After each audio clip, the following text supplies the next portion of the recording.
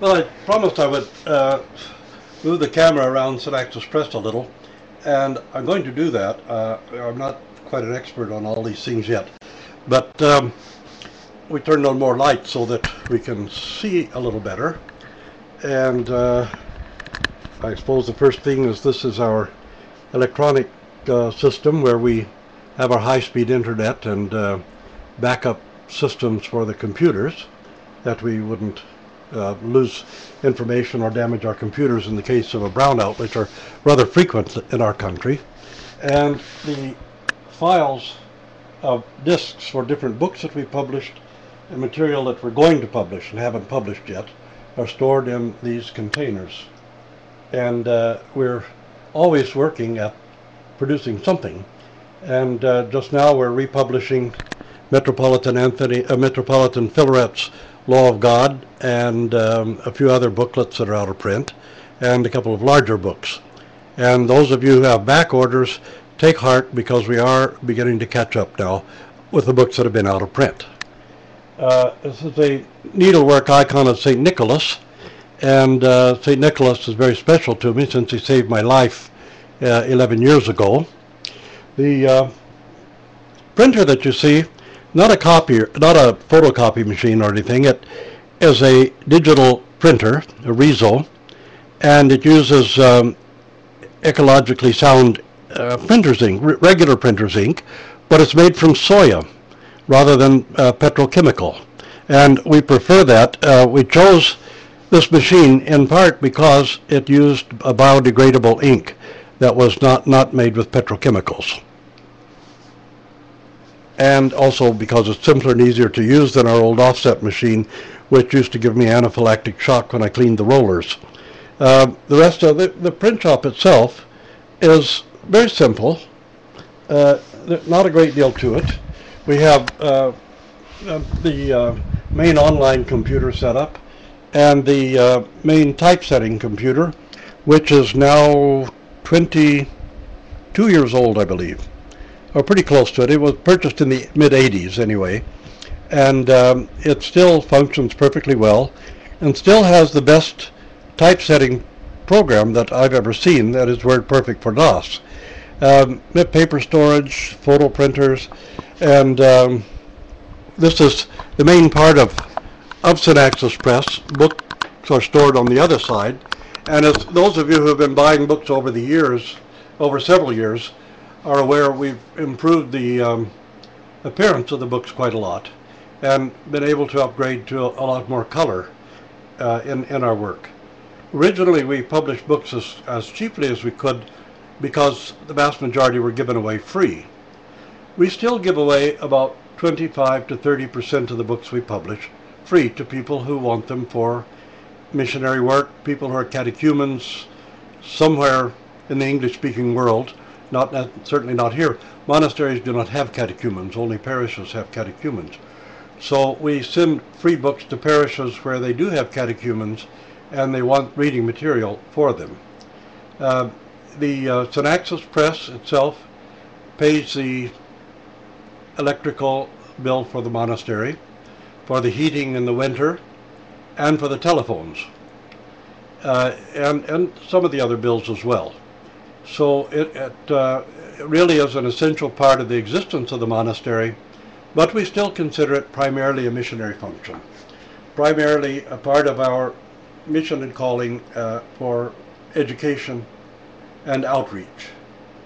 And some books are surprisingly popular. The most popular book so far that we've ever published are the daily meditations on the guardian angel. And this book has been perennially popular. The 12 Great Feast Days for Young People is the second most popular book. In fact, the Greek Archdiocese down in America usually orders about 2,000 copies a year of that particular book. And I think it's one of our best children's books ever. The Auchlake Tales, which is the only real North American Orthodox literature that I know of, is written by a woman who was a school teacher in Alaska and Auchlake and in the Aleutian Islands for decades. and they're stories about children who are half Tlingit Indian and half Russian. And they're her grandchildren, in fact. And she's told their stories in a lovely, charming way that really appeals to young readers. And it's quite interesting in what it reveals about the culture, the Tlingit culture itself. And the Tlingits are very strongly Orthodox Christian.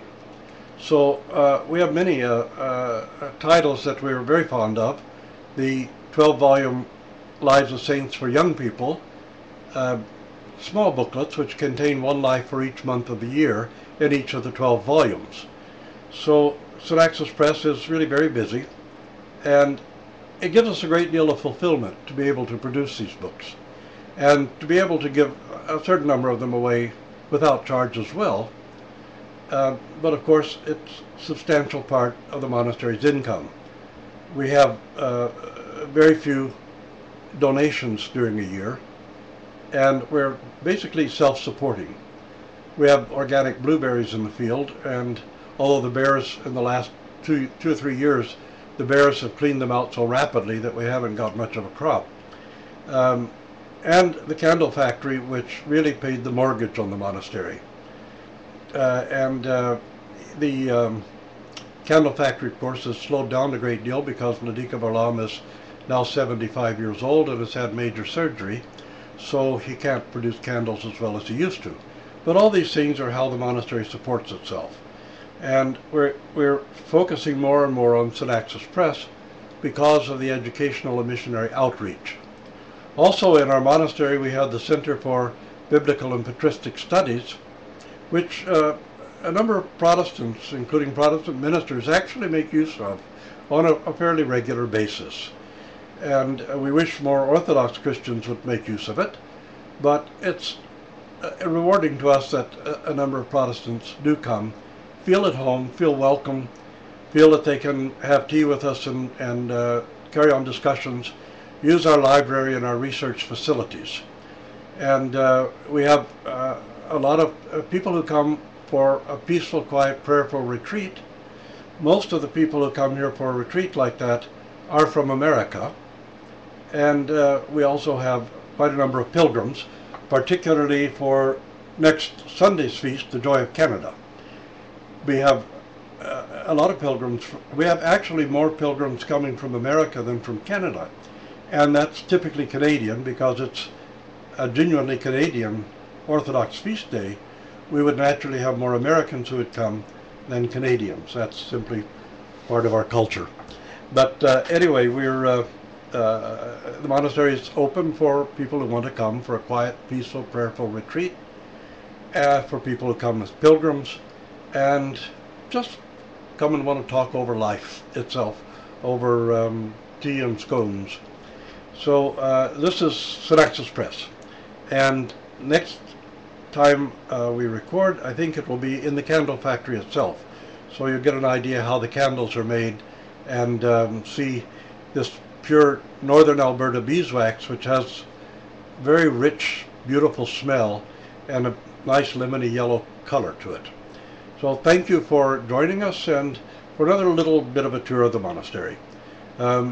Later on, when the beavers start rebuilding their dams and their beaver lodges, we'll try to do a few close-ups of beavers, beaver dams, and beaver lodges and discuss the beaver problem a little, and maybe catch a few of the bears coming to clean off our organic fruit trees and blueberry bushes. So anyway, thank you, and please keep us in your prayers, and God bless you all.